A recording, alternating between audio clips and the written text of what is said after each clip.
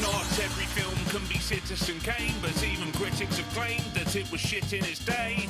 Some films are shit and shit they will stay, but some get better over time because of Nicolas Cage. So which film stays shit forever? And which one's got a little bit better? Second chance movies. No poor bloods were harmed in the making of this podcast. Welcome to Second Chance Movies, the podcast where we rewatch movies and decide if they deserve a second chance. I'm Joe Harper, your host who loves rewatching movies and rocking to the super sounds of the 70s. I'm Jessica Kwazz, your one and done kind of movie viewer who thinks I would make a good con man, but that's just way too much effort. And today we are giving a second chance to American Hustle. Whoa. American Hustle. So we're doing that movie today.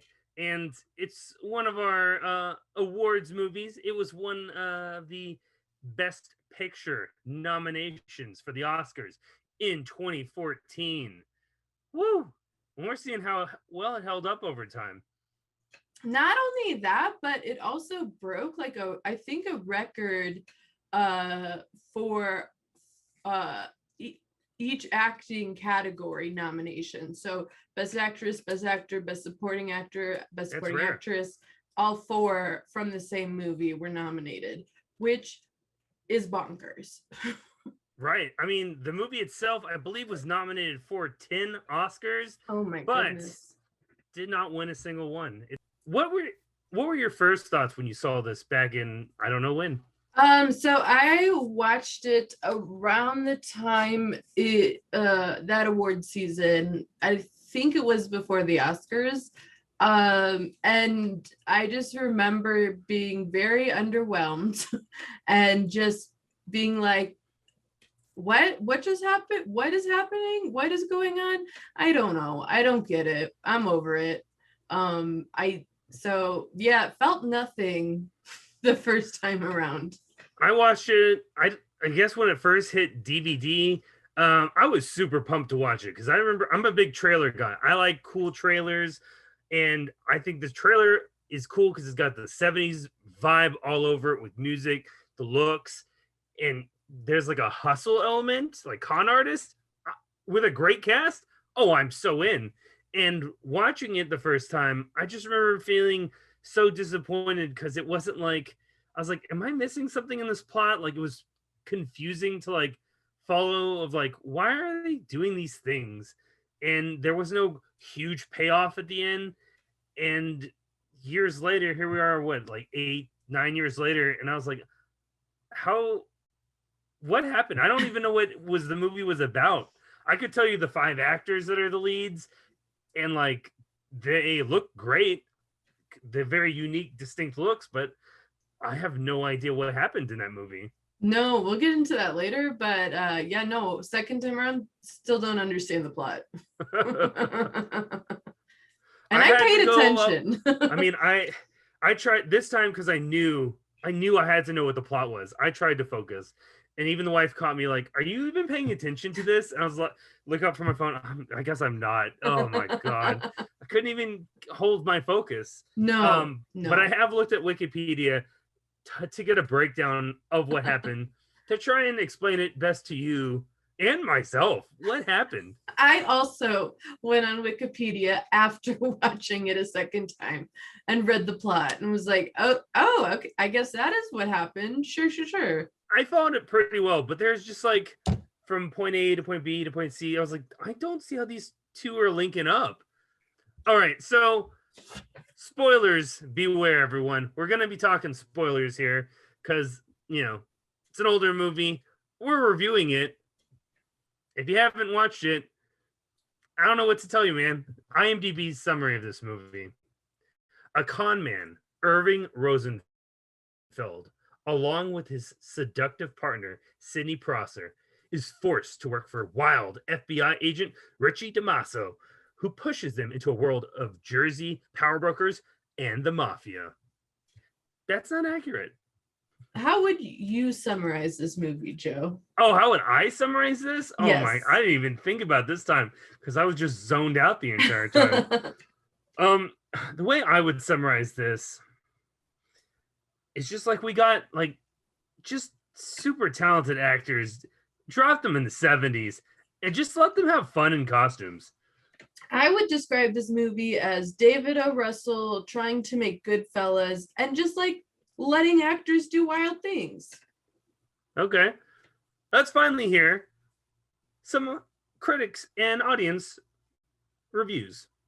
All right, let's get into people's first chances with the movie. Let's hear those positive reviews first, since there's so many of them. So Natalia Ariani from San Diego Entertainer wrote, "The con is on. Enjoy the game." Oh boy. Oh, no. It didn't really feel like a con movie to me. No. And I love it's supposed, I love con movies. This was not a con movie. A good little hustle movie. Not this. Candace Frederick, Real Talk Online. It's enjoyable and fun to watch, but just barely touches the surface of its own narrative. I mean, yeah.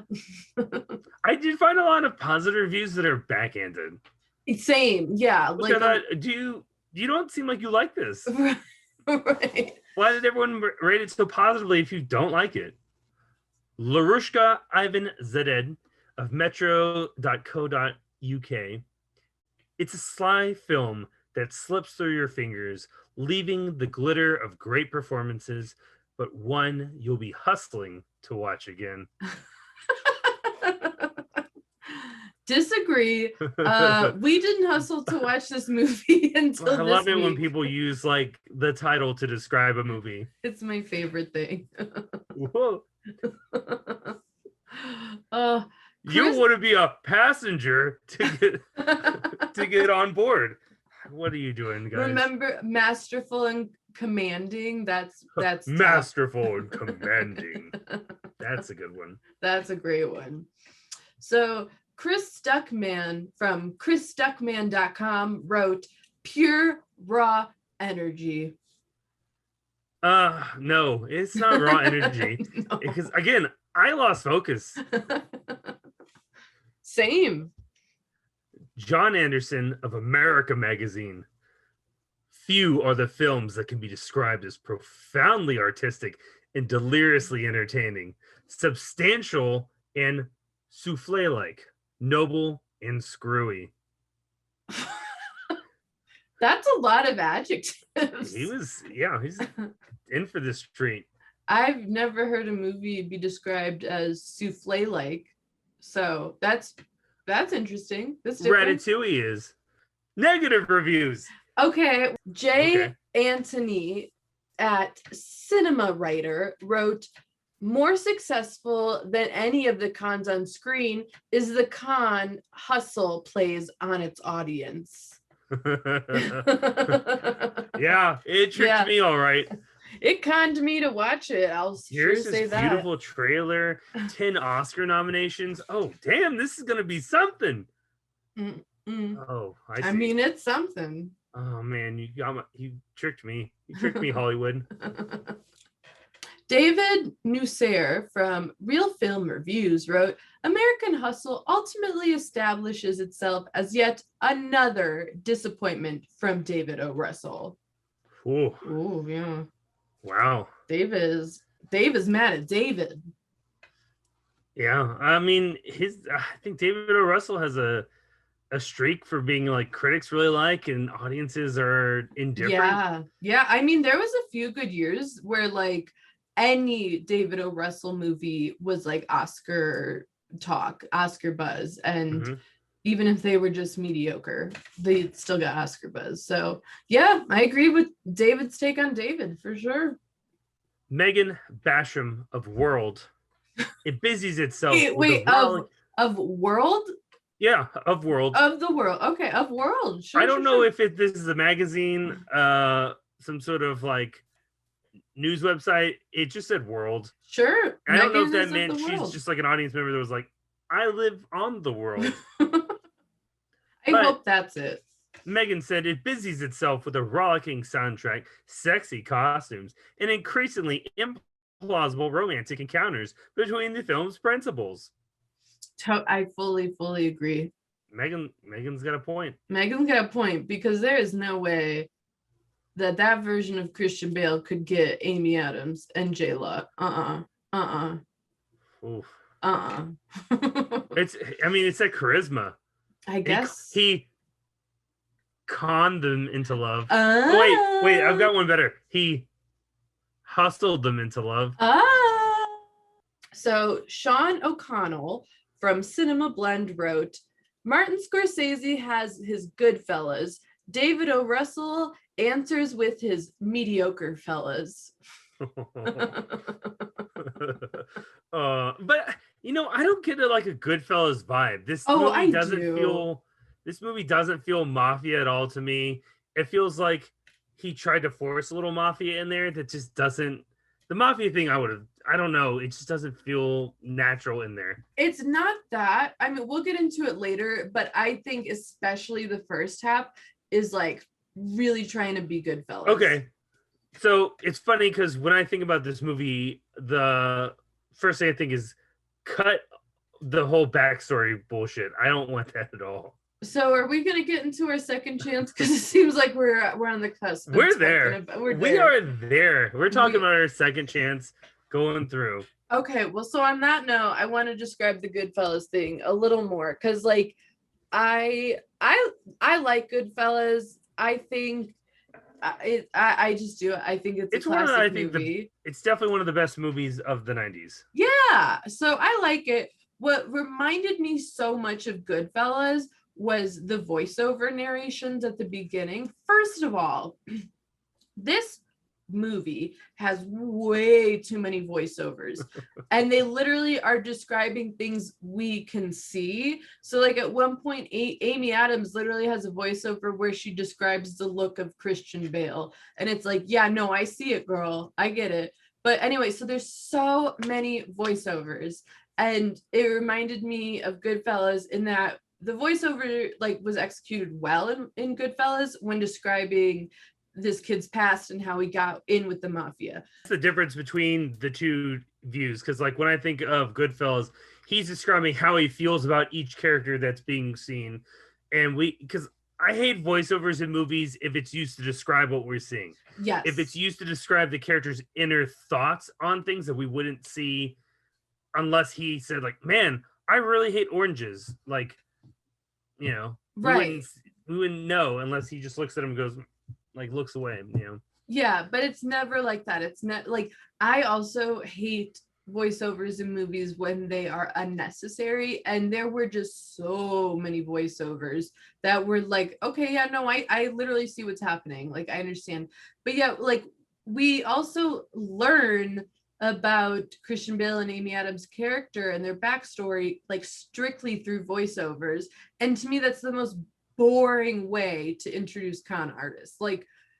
Come on, they're con artists. Let's get exciting. So yeah, in that sense, it definitely reminded me of Goodfellas, at least the first part where it's we're criminals with a backstory. Want to hear about it? And it was oh, okay, I don't need to actually.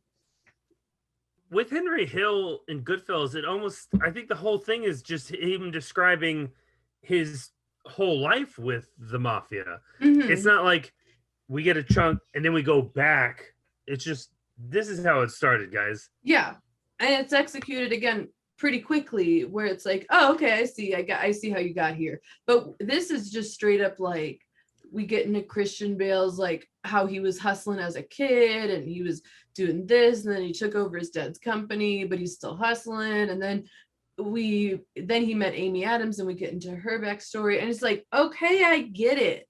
You lived a life, I understand, but it's not any of those things have any sort of payoff in Goodfellas, where it's oh, well, this is how this happened. It's just nope, here we are, meet us. And it's I don't need all of this. Also, can I just fucking say about the beginning? Sure. 13. Yeah, that's what we had this podcast for. Great. For you to talk and vent, get things off your chest, how you feel about these movies. So one thing that bothers me in movies is an outfit montage, because to me it's just a big time waster, unless it's like a movie about fashion like Devil Wears Prada or a Disney movie like Princess Diaries. We don't need outfit montage, right? This Academy Award nominated movie has an outfit montage 13 minutes in. What? Like, that is so, why are you doing that? Like, what? We're supposed to be establishing the plot and y'all are changing outfits for funsies. It just bothered me so much, because it's like, do better. But it's in his he owns a dry cleaning business, right? I guess, yeah. He owns one, operates, or Something. uses some of his, I think his dad owned it or whatever, and he still operates it now. And then yeah, but the dry cleaning business never comes into play ever again. No. So cut it out. I'm going to quickly go off the things I really like about this movie. Okay. 70s vibe all the way. Yes. All the music just fits super well with this movie. Costumes, ridiculous hair. I like it all. It's so just interesting. It looks just good. Solid. I really like all these actors. They give great performances as these characters. I think the characters are good. The relationships are good for the most part. At least the idea of them all. It's just when it's laid out in our story, there's the things that just do not connect for me. But man, like, just jumping from thing to thing, there's a lot of things I would tweak to make it more fluid or understandable. Let's start off with our two main characters, Irving and Sydney. They're in a relationship. Irving's secretly married, or not really secret. It was a secret to us, the audience, but not to his mistress. We get Bradley Cooper shows up as an FBI agent. That's Richie. And Richie tricked them into doing the fake loans, which was the illegal thing. Again, I didn't really care about seeing this part. Just they're working with him. And then he knows that Amy Adams has this like weird ass British accent. And then he's like, I know that's not real, but she keeps using it with him. And I was like, wait, why is she still doing this? And then it's a reveal later. Oh, wait, I'm not really British. What? You knew that. Yeah. That really bothered me. They try to make these three a love triangle because Bale has to go back to his wife so she won't out crazy and ruin their hustle. So Adam's character tries to get with Cooper's character. Again, I was thinking, is this a hustle? Who is she really hustling here? Well, and maybe let's play more on that of who she's really in love with versus who she's tricking. Yes. Because the movie doesn't really, I was confused and didn't know where it wanted me to think at all. So there, on that note, there is like a really short, like brief line that she says something to Christian Bale early on when they have to get into the FBI, where it's like, I'm gonna make him like us so we can get off easy or something. Like there's a very vague line that's basically like, I'm gonna hustle him, I'm gonna work my magic.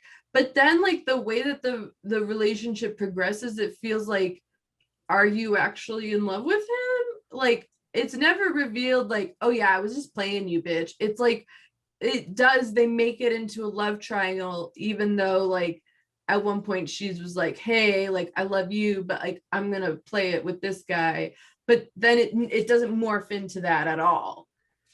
And then he's, of course he's got to bring the wife along to certain things because she's invited herself along. And Sydney gets mad at Irving for that. And I'm like, you are all trying to hustle everyone. You just gotta let this slide. Like, you knew he's married. You're already doing like the shitty thing of sleeping around with a married guy. Why are you getting mad that he has to bring the wife places just to continue the con? Like, yeah. Like they're really emotional con artists. So first of all, on the acting, I actually disagree with you about the acting. Sure. I think that Bradley Cooper does a good job. I think Amy Adams does a good job because she's Amy Adams, and when doesn't she do a good job?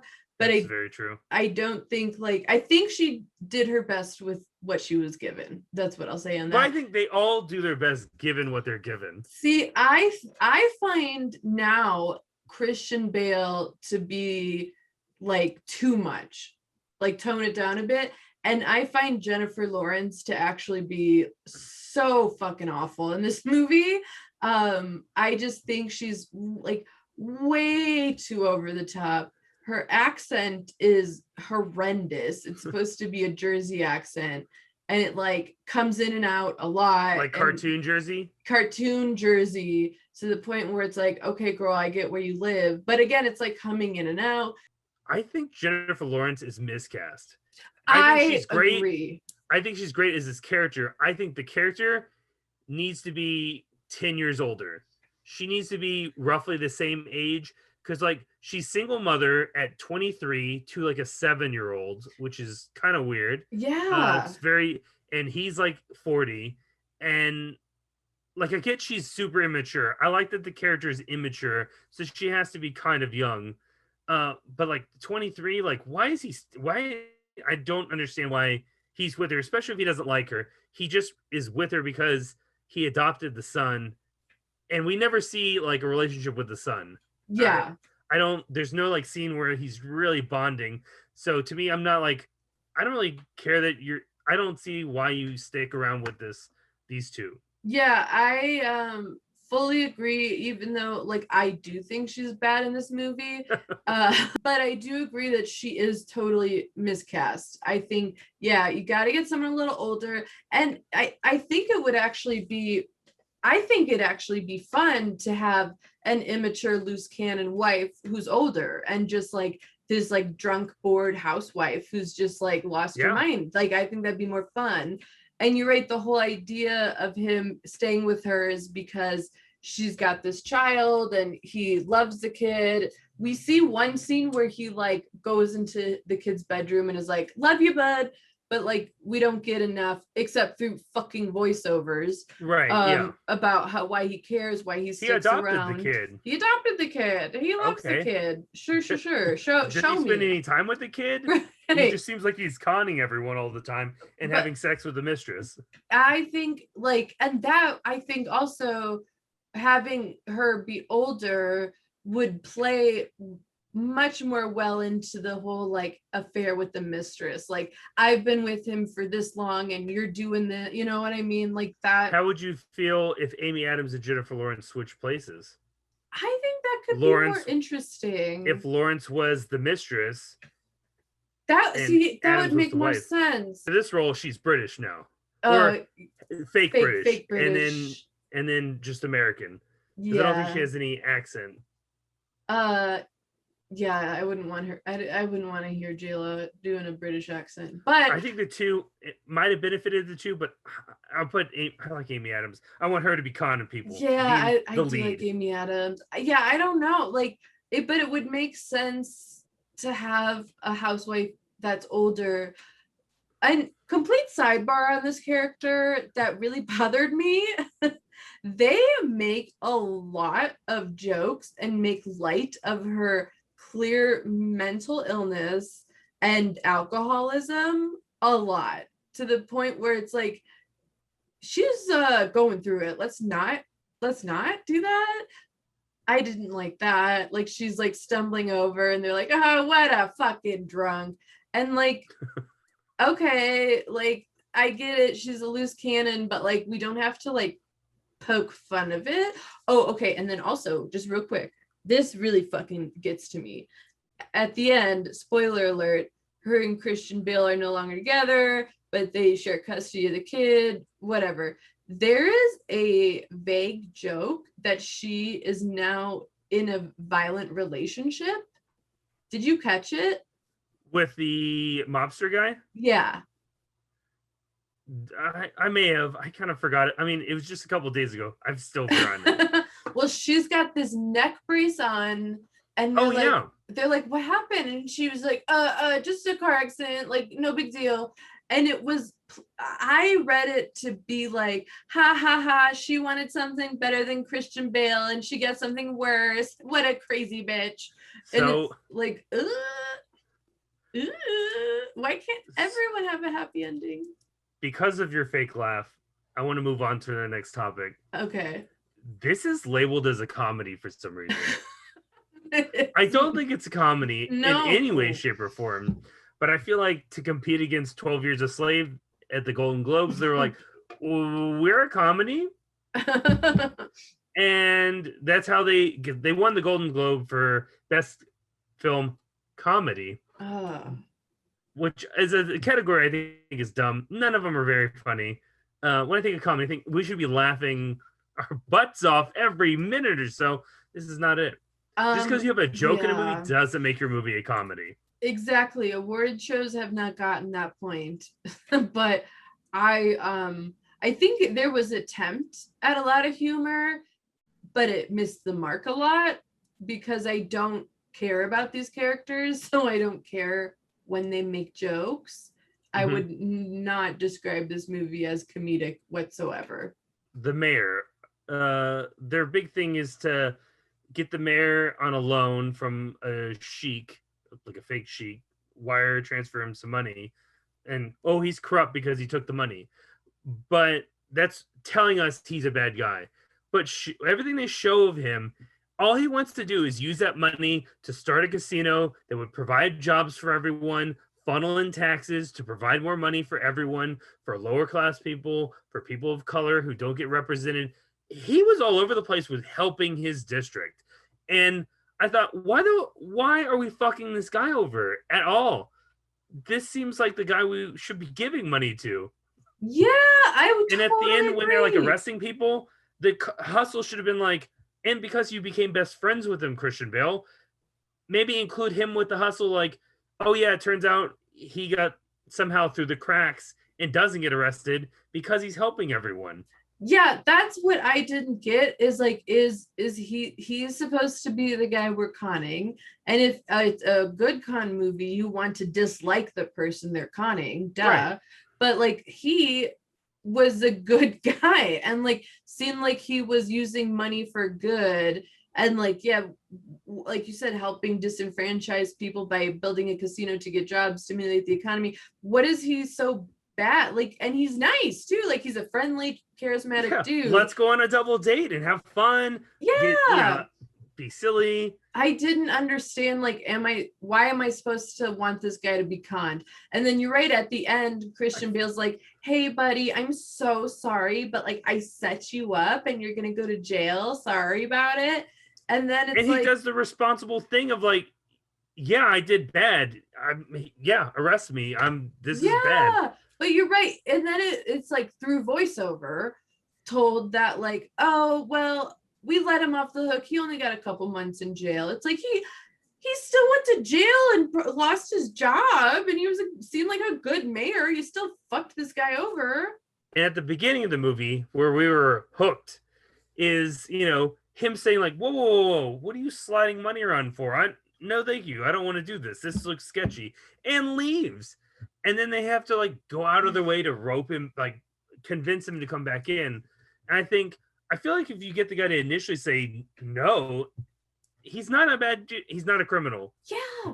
I didn't get like, now you're making someone a criminal. Exactly. That's what it felt like they were doing. It just didn't make any sense because like, unless it was in a voiceover that I missed, like they never like explained like his, like if he was a bad guy in the past, if he has been up to shady financial stuff and that's why we're going after him. Because it seemed just like we're just going to go after this dude because he wants to stimulate his local economy. It didn't make any sense. I don't get it. I don't. Oh man. Yikes. Yeah, it's just a lot of weird pieces that don't fit well together. Because like I like the idea of, again, this is just summarizing the whole movie experience for me. I like the FBI trying to make this couple help them out. he befriends the mayor, has to use his wife, and then the girl is trying to sleep around with both of them. We don't know which one they're conning. I like all these things that build up to what is not even like a payoff. No. They wire transfer the money. How does it even end? It wire transfers the money to the mayor or to Irving's account.